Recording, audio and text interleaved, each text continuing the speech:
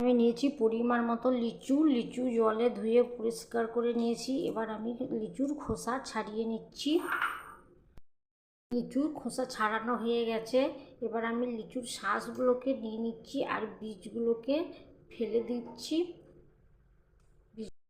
এবার কড়াইয়ের মধ্যে দিয়ে দিচ্ছি একটু চিনি আর দিয়ে দিচ্ছি একটু জল, দিয়ে একটা ঘন রস তৈরি করে নিচ্ছি চ্যাটচেটে। একটা ঘন চ্যাটচেটে রস তৈরি হয়ে গেছে।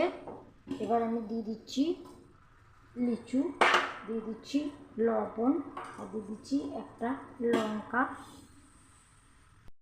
এভাবে নাড়িয়ে নাড়িয়ে তৈরি করে নেব। গ্যাসের ফ্লেমটাকে আমি লো টু মিডিয়ামে করে রেখেছি। ছড়িয়ে দিচ্ছি শুকনো খোলায় ভেজে রাখা আচারি মশলা দিয়ে একটু নেড়ে নিচ্ছি। দারুণ টেস্ট তৈরি করে ফেলুন লিচুর চাটনি।